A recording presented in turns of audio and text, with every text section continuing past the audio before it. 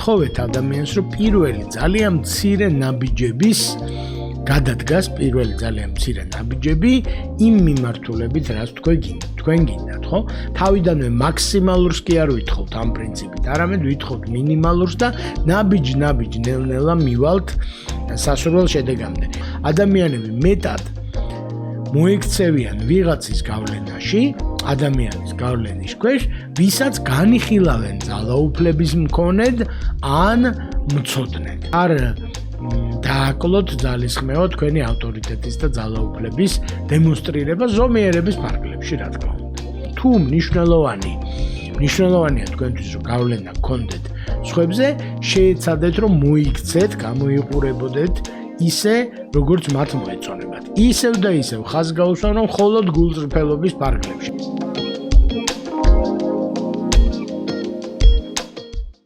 გამარჯობა.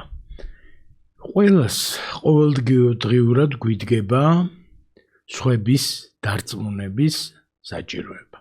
ბიზნესში იქნება, კარიერაში, ოჯახში, პირად ურთიერთობებში, მოკლედ სხვები უნდა დავარწმუნოთ, გვჭირდება რომ დავარწმუნოთ რაღაცეებში, ხო? რა თქმა უნდა, ყველა ჩვენგანს უნდა რომ ალბათობა რომ ჩვენმა კომუნიკაცია მიმუშაოს, ანუ დაგვეთანხმოს ეს ხალხი და დავარწმუნოთ ჩვენ შეთავაზებულ მიდგომაში იქნება თუ ფასეულობებში თუ დამოკიდებულებაში, ყველას გვინდა რომ ისე გავაკეთოთ ეს ამბავი, რომ ალბათობა გაიზარდოს წარმატების, ხო? მეორე მხრივ ისიც უნდა ვთქვათ, რომ გარანტიები თუ გვინდა, ანუ გვინდა რომ ისე გავაკეთოთ ხანდახან მოლაპარაკების ტრეინინგზე შეკითხება ისმება, ან გაყიდვების ტრეინინგზე, როგორ დაველაპარაკო ისე, რომ 100%-იანად დამთანხმდეს. ესეთი გარანტია არ არსებობს. ადამიანები არიან ადამიანები და ზოგი რამე მათ ინტერესებშია, ზოგი რამე არ არის მათ ინტერესებში, ანუ გარანტირებული დარწმუნების ტექნიკა არ არსებობს, მაგრამ არსებობს ტექნიკა, რომელთაც შეიძლება გაზარდოთ ალბათობა იმის, რომ ადამიანები დაარწმუნოთ და სწორედ ამას ეხება ეს ვიდეო, რომელიც ეფუძნება დოქტორი კიადინის ან ჩიადინის, უფრო იტალიელი იყო და ჩიადინი იქნება ალბათ სწორი წაკითხვა, ნაშრომს, რომელიც გავლენიანი კომუნიკაციის 6 პრინციპს ეხება და გადავწყვიტე, რომ ეს პრინციპები გაგიზიაროთ დღევანდელ ვიდეოში და კონკრეტული რჩევები მოგცეთ, ასე ვთქვათ, იმ მიმართულებით, თუ რა შეიძლება გავაკეთოთ ყოველდღიურობაში იმისთვის, რომ ჩვენი კომუნიკაცია უფრო დამაჯერებელი, დამარწმუნებელი გახდეს. და მოკლედ 6 პრინციპია და შეუდგები ამ 6 პრინციპის ჩამოთვლას. და პირველი პრინციპი ჩიადინის პრინციპებში არის სამაგიეროს გადახდის სურვილი. და სამაგიეროს გადახდა შეიძლება უარყოფით კონოტაციაში მოგეჩვენოთ, ასე გამოიყენება ხანდახან, ოღონდ reciprocity იგულისხმება. იგულისხმება, რომ რასაც გასცემ, იმას მიიღებ, ასე ვთქვათ, ანუ ადამიანი ცდილობს, რომ იყოს სამართლიანი და ეს პრინციპი, სამაგიეროს გადახდის სურვილი, ნიშნავს, რომ ადამიანებს უნდათ, რომ სხვებს ისე მოექცნენ და მათ შორის თქვენ ისე მოგექცნენ, როგორც თქვენ მათ მოეკეცით. ანუ უნდათ, რომ სიკეთე სიკეთით გადაიხადონ და პირიქითაც, ესე იგი ბოროტება, ალბათ ბოროტებით გადაიხადონ, ხო? მაგრამ ჩვენ სიკეთის მიმართულებით წავალთ. ეხლა როგორ შეიძლება გამოვიყენო ეს აი ამ ჩემ დამაჯერებელ კომუნიკაციაში, ხო? შეიძლება საჩუქრებით დავატკბოთ. ვიცით, რომ რაღაც სათხოვნელად რომ მიდის ადამიანი მეორესთან, ხშირ შემთხვევაში საჩუქარს ჩუქნის, ხო? ანუ ჩვენ ვამბობთ, რომ საჩუქარს თუ აჩუქებთ, ალბათობა რომ იმას სურვილი გქონდეს, რომ რაღაცნაირად სიკეთით გადაგიხადოთ, უფრო მაღალია, ხო? საჩუქარში აუცილებლად ფიზიკურ საჩუქარს ნუ წარმოიდგინეთ, შეიძლება კომპლიმენტი წარმოიდგინოთ, ხო? კომპლიმენტებს ვეუბნებით ადამიანებს. აქვე უნდა ვთქვათ, რომ სადაც სიყალბე და манипуляცია გაერევა, იქ უკვე აზრი არა აქვს, ასე ვთქვათ, იმიტომ რომ ადამიანები, განსაკუთრებით გამოცდილი ადამიანები, რავი, კილომეტრში მისდით სიყალბის სუნი და მოკლედ მანდ უფრო რისკავთ, ჩემი აზრით, ვიდრე წარმატებას მიაღწევთ, ხო? ანუ გულწრფელ საჩუქარზეა ლაპარაკი, გულწრფელ კომპლიმენტზეა საუბარი, იქით დახმარება, იქით დათმობა, ხო?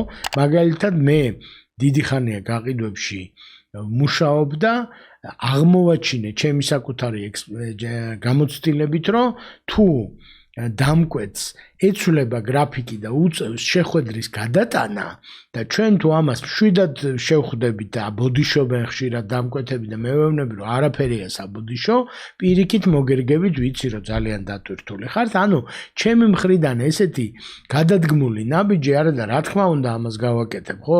ახლა სხვა რა გზაა რომ დაფიქრდეთ, ჩემი მხრიდან ეს გადადგმული ნაბიჯი უკვე განიხილება დათმობად და ალბათობა რომ დამკვეთი უფრო გულისყურით მოეკიდოს, ასე ვთქვათ, ჩემ თხოვნას თუ შეთავაზებას იზრდება, ხო?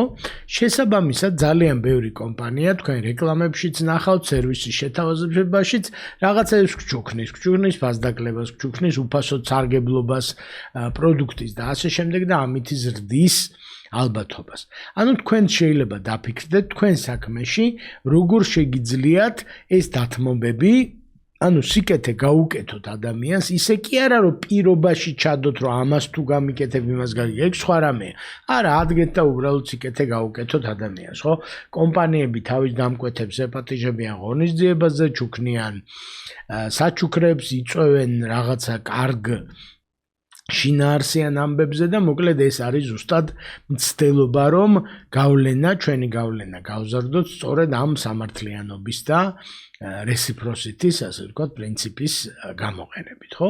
ეს არის პირველი პრინციპი, რომელიც შეიძლება გამოგვადგეს, ასე ვთქვათ, ჩვენი ბიზნესის და ჩვენი საქმიანი მის წარმართვაში და ეს კარიერაში ყველამ ვიცით, რომ იქით თუ გამოადგები ადამიანს, ერთ დღესაც შენ დაგჭირდება, ასე ვთქვათ, მისი დახმარება, მისი მხარდაჭერა და მაგის ალბათობა მეტია და ჩვენ თავზე ვიცით, რომ ვინც გვერდში გვიდგას და გვეხმარება რაღაცეებში, იმასთან გაცილებით უფრო მეტი მონდომებით ვეკიდებით, ასე ვთქვათ, იმ ხალხის საჭიროებებს. ზუსტად ამაზეა საუბარი ამ ჩვენი კიადინის თუ ჩიადინის პირველ პრინციპში. სანამ გავაგრძელებ, მინდა მადლობა გადავუხადო ამ ვიდეოს სპონსორებს. თქვენ შეამჩნევდით, რომ ჩვენ YouTube არხზე კლასიკური გაგებით სპონსორები არ გვყავს, არც რეკლამით არის დატვირთული ჩვენი ვიდეოები.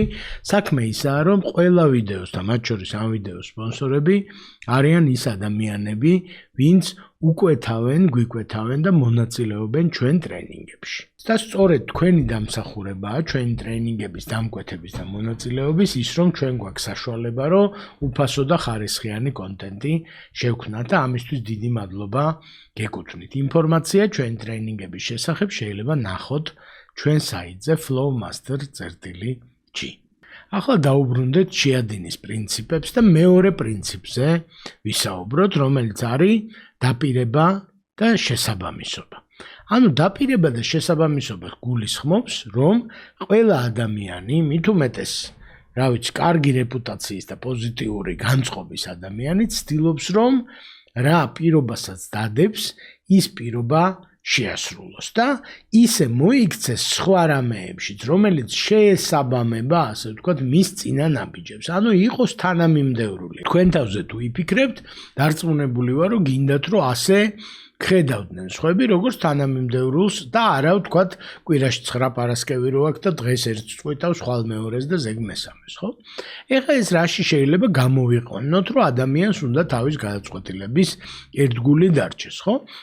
გამოყენება არის ასეთი, რომ თხოვეთ ადამიანს, რომ პირველი ძალიან მცირე ნაბიჯების გადადგას პირველი ძალიან მცირე ნაბიჯები იმ მიმართულებით, რაც თქვენ გინდათ, ხო? მაგალითად, ხშირად ეუბნებიან, რომ კაი ბატონო, ნუ ივლი დავუშვათ, რა ვიცი, ტრეინინგზე, მაგრამ ერთხელ დაესწარი, ხო? მშობლები ხშირად ეუბნებიან შვილებს, რომ მოდი, რამდენიმე გვერდი წაიკითხე წიგნის, ხო? აქ ერთი არის, რომ შეიძლება შინაარსობრივად დაინტერესდეს და მეორე ფსიქოლოგიური საფუძველიც აქვს ამას, რომ ადამიანს უნდა რომ გააგრძელოს, რაც დაიწყო და უნდა რომ ერთი გადაწყვეტილება ესე იგი, შემდეგი გადაწყვეტილება შეესაბამებოდეს წინას, ხო? ამიტომ თქვენ შეგიძლიათ, რომ მოიფიქროთ თქვენ ბიზნესში, თქვენ საქმიანობაში მცირე დანახარჯით, დროის, ენერგიის მცირე დანახარჯით, რა ნაბიჯები შეიძლება თხოვოთ თქვენ დამკვეთებს, ხო? შეიძლება ვთქვათ, რომ მოდი ჩაუტაროთ თქვენ მენეჯერებს რაღაცა 2 საათიანი შეხვედრა და ალბათობა რომ ამ 2 საათიან შეხვედრას მე რაღაცა გაგრძელება მოყოს შედარებით მაღალია. შევთავაზოთ დამკვეთს პროგრამული უზრუნველყოფის ონლაინ სერვისის დამკვეთს, რომ მოდი ისარგებლე უფასოდ ერთი თვე და მერე გადაიხადე, ხო? იცით რომ ბევრი სერვისი ამას აკეთებს. მოკლედ, ჩვენ ვამბობთ, რომ ალბათობა იზრდება თუ ერთი ნაბიჯი გადადგა საჭირო მიმართულებით, ალბათობა რომ მეორე, მესამე და მეოთხე ნაბიჯიც გადადგას იზრდება თანდათან, ხო? იგივე დონაციებს, ესე იგი, ფონდების მოზიდვაში, თუნდაც საქველმოქმედო მიზნით და თუნდაც სხვა მიმართულებით, ესეთ რამეს იყენებენ, რომ ეუბნებიან, რომ იცი რა, არ გვინდა ჯერ ესე იგი შენი ფული, გვინდა უბრალოდ რომ დაესწრო რაღაცა ღონისძიებას, fundraisers, ხო? და იციან, რომ თუ ჩვენ პირველ ნაბიჯს მივახციეთ, რომ ჩვენ საინტერესო ადამიანი დაესწრო ღონისძიებას, ამის მერე მეტი ალბათობაა, კიდევ ერთხელ ვიმეორებ, გარანტია არ არსებობს, მაგრამ მეტი ალბათობაა, რომ შემდეგი ნაბიჯიც გადადგას და ვთქვათ რაღაცა დონაცია მოინდომოს, ანუ შეწირვა თანხის და მერე შეიძლება ეს გაიზარდოს დროთა განმავლობაში. ამიტომ ძალიან მნიშვნელოვანია, რომ თავიდანვე მაქსიმალურს კი არ ვითხოვთ ამ პრინციპით, არამედ ვითხოვთ მინიმალურს და ნაბიჯ ნელ-ნელა მივალთ სასურველ შედეგამდე. ჩვენ თავზეც ვრცელდება ეს ამბავი. ძალიან მნიშვნელოვანია, რომ თქვენ თავი დაარწმუნოთ, რომ დაუშვათ სავარჯიშო დარბაზში მიხვიდეთ, თუნდაც რომ არ ივარჯიშოთ. მაგალითად, ხო? თუ მიხვედით სავარჯიშო დარბაზში, ალბათობა რომ ცოტა მაინც ივარჯიშოთ იზრდება. თუ დღეს ცოტას ივარჯიშებთ, ალბათობა რომ ხვალაც მიხვიდეთ და მეტი ივარჯიშოთ იზრდება. ანუ ჩვენი თავი უნდა დავითანხმოთ პატარ-პატარა ნაბიჯებზე და სხვაებიც ასევე ამ დაპირებისა და შესაბამისობის პრინციპის შესაბამისად ეს უდევს საფუძვლად სხვათა შორის აი მემორანდუმებს რო აფორმებენ ჩვენ ვიცით რომ მემორანდუმი არის non-binding agreement ანუ ვალდებულებას არ ქმნის იურიდიულად, თუმცა ფსიქოლოგიურად გარკვეულ ვალდებულებას ქმნის, ხო?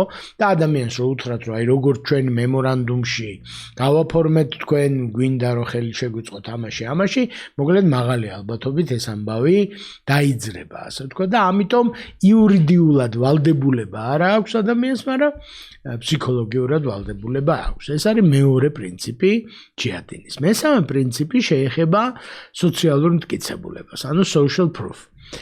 საქმე ის არის, რომ ადამიანები განსაკუთრებით გაურკვეველ სიტუაციაში აკვირდებიან სხვები რას შვებიან, სხვები როგორ აგვარებენ ამ პრობლემას და ცდილობენ და მათთვის უფრო კომფორტულია ფსიქოლოგიურად, რომ აყვნენ, ასე ვთქვათ, საზოგადოებას. რა თქმა უნდა, ყოველთვის ესე არ არის 100% შემთხვევაში, მაგრამ ალბათობა, რომ ადამიანი დაინტერესდეს, რომ სხვებმა რა ქნეს ამ სიტუაციაში, იზრდება, ხო?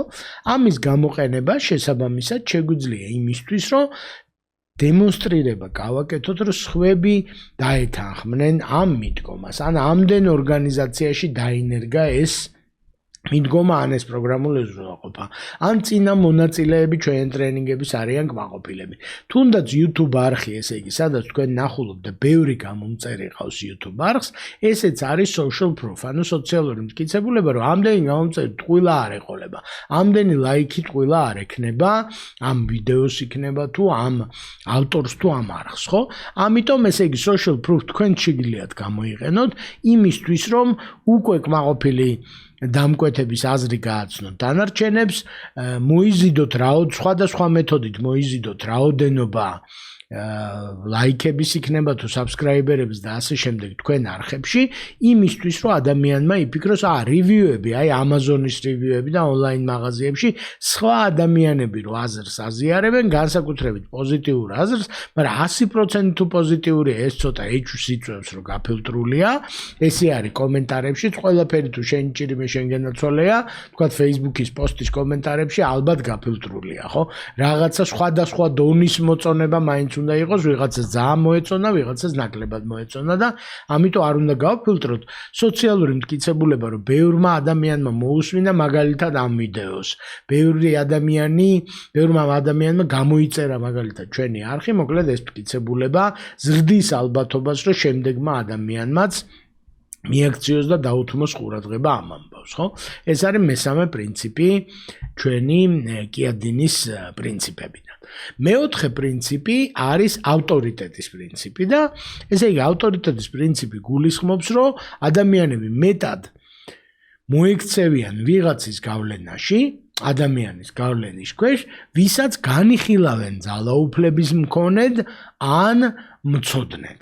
ანუ ადამიანები ვინმეს თუ თვლიან ძალაუფლების მქონედ ან მცოდნედ, მეტად განწყობილი არიან, რომ ამ ადამიანს დაუჯერონ, ხო? ეხლა რაში არის ამის გამოყენება და აი საჯარო გამოსვლებს რო ვასწავლით და ბევრი მიმართულებით გაყიდვებშიც, ვეუბნებით, რომ პირველ რიგში შენი ავტორიტეტი უნდა გააზიარო. ხშირ შემთხვევაში თავმდაბლობა გვიშლის ხელს, რომ ვთქვათ, რომ რა ვიცი, ამ უნივერსიტეტის კურსდამთავრებული ვარ, ამდენ წლიანი გამოცდილება მაქვს. ამაში თითქოს შეიძლება მოგეჩვენოთ, რომ ზედმეტია და რაღაცა ბაქი-ბუქის სუნი უდის, მაგრამ ესე არ არის. ამ ხალხს მილიონი საზრუნავი აქვს, ვინც თქვენთან ურთიერთობს და იმის მოლოდინი, რომ ამათ იციან ხოლმე, მე რომ გამოვდივარ ხოლმე ღონისძიებაზე, ხშირად წარმდგენი იტყვის, რომ არ ჭირდება წარდგენა, ბატონ ალექსანდრე, არ ჭირდება წარდგენა. ეს მე მაზიანებს, იმიტომ რომ არ ჭირდება წარდგენა, რას ნიშნავს? შეიძლება სახელი და გვარი იცოდეს ვიღაცა, მაგრამ ამ კონკრეტულ თემაში რატო ვარ კომპეტენტური არ იცის, ხო? და ამიტომ საერთაშორისო ღონისძიებებზე რომ ნახოთ, აუცილებლად წარადგენენ სპიკერს, მაგრამ წარადგენენ კონკრეტული მიმართულებით. თქვათ, რატომ არის ის კომპეტენტური აი ამ კონკრეტულ რაღაცაში, ხო? ახლა მაგალითად ამ ვიდეოზე როცა ადამიანების დარწმუნებაზე ვსაუბრობთ, მე შემიძლია გითხრათ, რომ ძალიან დიდი გამოცდილება მაქვს, როგორც გაყიდვებში, ასევე საბჭოებში, ბორდებში მონაწილეობდი სხვადასხვა დროს და შესაბამისად ასეთ კოლეგიალურ ორგანოში ძალიან მნიშვნელოვანია, რომ დარწმუნების უნარი გქონდეს და მე შემიძლია ვთქვა, რომ ყველა ეს პრინციპი სანამ გავიგებდი მანამდეც, ესე იგი, ჩიადინის არსებობას და რო გავიგე მას შემდეგაც ძალიან აქტიურ გამოყენებაში მაქვს მრავალი 30 წლის განმავლობაში ჩემი კარიერის, ხო? ამიტომ შეიძლება ჩათვალოთ, რომ ავტორიტეტი ვარ, ასე ვთქვათ, ამ მიმართულებით და ნუ ისიც შემიძლია ვთქვა, რომ ვთქვათ 20 წელია ვასწავლი სხვადასხვა რამეს და ანუ სწავლება და ტრეინინგები ჩემი სპეციალიზაცია.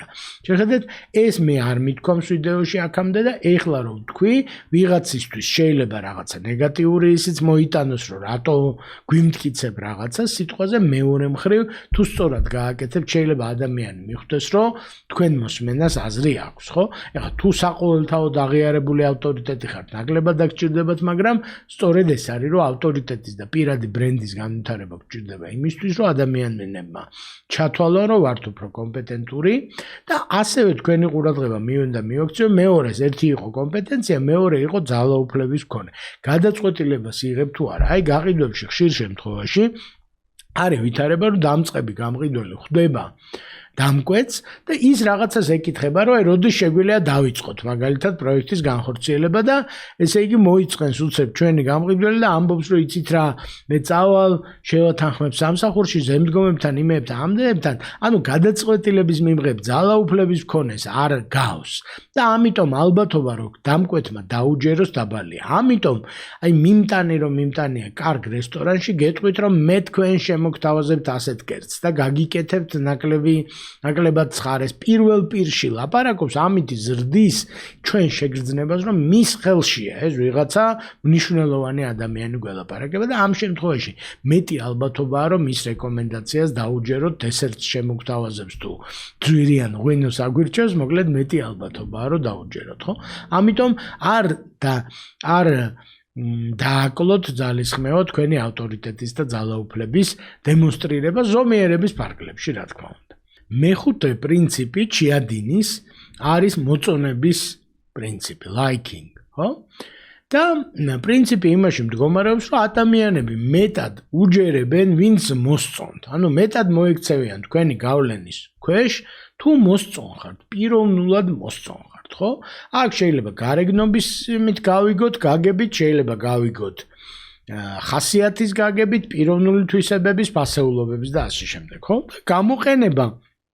ამის გამოყენება იმაში მდგომარეობს, რომ არ დაზოგოთ დრო რაპორტის დამყარებას და კარგი ურთიერთობის დამყარებას. თქვენ ალბათ გინახავთ, რომ გამოცდილი ადამიანები მოლაპარაკების ან მოთათბირების დაწყებამდე ერთმანეთს მოიკითხავენ, რაღაცა პოზიტიურ რაღაცებს გაცვლიან, საერთო ინტერესზე, სპორტზე ისაუბრებენ შვილების განათლებაზე, ასე შემდეგ, რაც საერთო აქვს.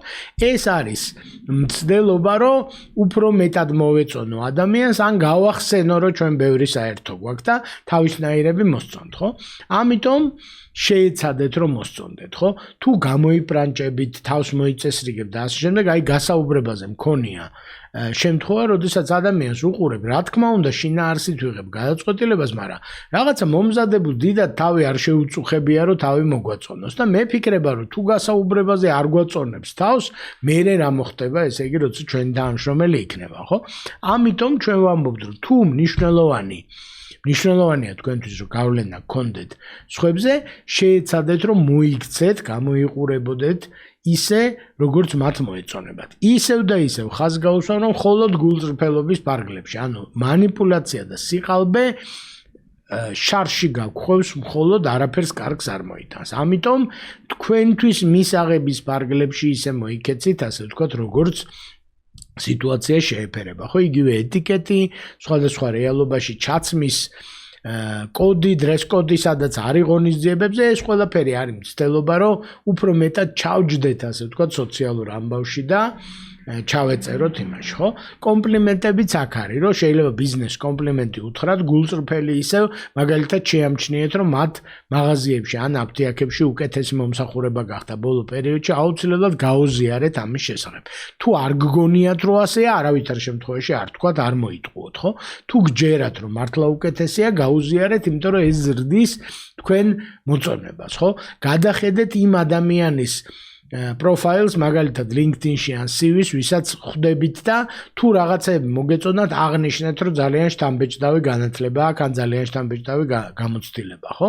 ეს გაზრდის ალბათობას, რომ მოეწონოთ და გაზრდის ალბათობას, რომ თქვენ უფრო ხარისხიანი კავშირი შექმნათ და საბოლოო ჯამში იმ შედეგს მიაღწიოთ, საიდკენაც მივისწრაფით. მეექვსე პრინციპი არის იშვიათობის, ანუ scarcity principle და ის გვეუბნება, რომ ადამიანებს ისეთი რამე უფრო მეტად სურთ, რაც არის იშვიათი და ძნელად მოსაპოვებელი, ხო? ოდეს ტურფა გაიაფთესო ფრაზა შეიძლება გავეხსენოთ.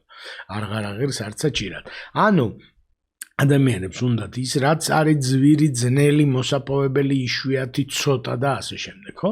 და ამას ძალიან აქტიურად იყენებენ ბიზნესები და ადამიანებიც იმისთვის, რომ შეზღუდულ ხელმისაწვდომობას გაუსვან ხაზი. ასე მაგალითად, იაფიან მაღაზიაში ბევრი საქონელი არის გამოტანილი დარბაზში და ძვირიან მაღაზიაში თითო ცალი არის გამოფენილი თითო და თვალი რო უყურებს, ტვინი ფიქრობს, რომ ეს ერთი ცალია, ერთადერთია განუმეორებელია და უფრო მეტად უნდა, ხო?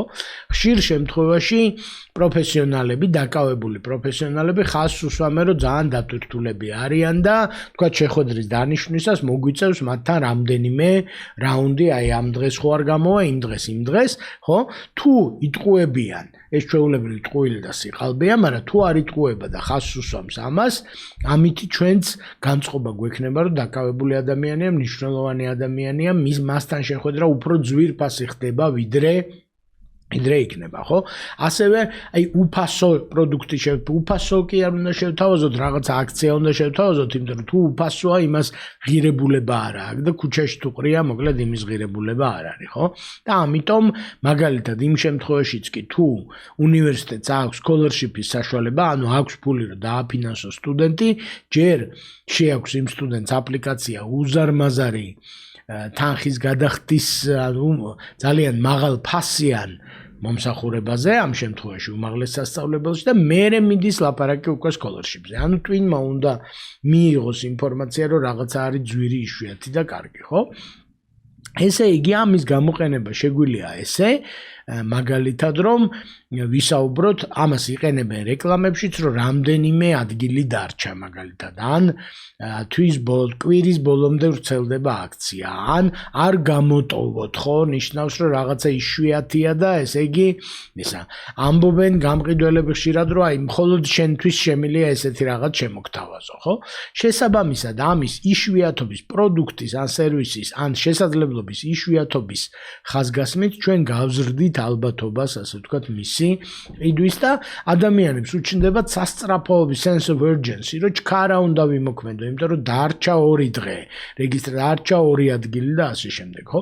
ისევ და ისევ თუ იტყუებით და თუ ხალხმა იცის, რომ 2 ადგილიც გაქვს და 22 ადგილიც გაქვს, მაშინ სიყალბეში ჩაგითვლიან და კარგს არაფერს მოგიტანს. თუ მართლა ასეა, თუ ობიექტურად ასეა, მაშინ პირიქით გადადგამთ ნაბიჯს უფრო სასურველი რომ გახდეს თქვენი პროდუქტი, ხო?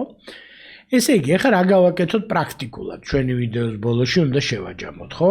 ნუ გარდა იმისა, რომ ჩვენი ვიდეო მოიწონოთ და არხი გამოიწეროთ, იმიტომ რომ ეს ძალიან მნიშვნელოვანია ჩვენთვის, ჩვენც და YouTube-იც ესე ვხვდებით თქვენ რა მოგწონთ და რისი ნახვა გინდათ და როგორი ვიდეოები მოგწონთ. ამის გარდა თქვენ შეგიძლიათ დაფიქრდეთ ნებისმიერ მოლაპარაკებაზე. შეიძლება მოლაპარაკება იყოს, რომ თქვენ შვილს არწმუნებთ, რომ უკეთ ისწავლოს რაღაც საგანი. შეიძლება მოლაპარაკება იყოს, რომ ოჯახის წევრებს არწმუნებთ, რომ რა ვიცი, დღეში ერთხელ ერთად ისადილოთ. შეიძლება მოლაპარაკება იყოს საქმიანი და რაღაცას ყიდით. შეიძლება თქვენი მენეჯმენტი გინდა დაარწმუნოთ, რომ პროექტი დააფინანსოს. შეიძლება თქვენ თავს ყიდით როგორც კონსულტანტს რაღაც პროექტში, რაღაც პოზიციაზე. 6-ვე პრინციპი ჩაიარეთ და სათითაოდ განიხილეთ ამ ვიდეოსთან ერთად. ესე იგი, რას ვაკეთებ? პირველი პრინციპით, მეორე პრინციპით, მესამე პრინციპით, ანუ 6-ვე პრინციპი ყველა სიტუაციას შეესაბამება და შეგიძლიათ ეს პრინციპები, ასე ვთქვათ, სამაგიდო ინსტრუმენტად გაიხადოთ და ყოველდღიურად მნიშვნელოვან მოლაპარაკებაზე, მნიშვნელოვან კომუნიკაციისას იფიქროთ, თუნდაც საჯარო გამოსვლის მომზადებისას იფიქროთ ამ 6 პრინციპზე. ეს არის მოკლედ ამ ვიდეოში რაც მინდოდა გამეზიარებინა, მადლობა მინდა გადაგიხადოთ ყურადღებისთვის და მალე შევხვდებით შემდეგ ვიდეოში.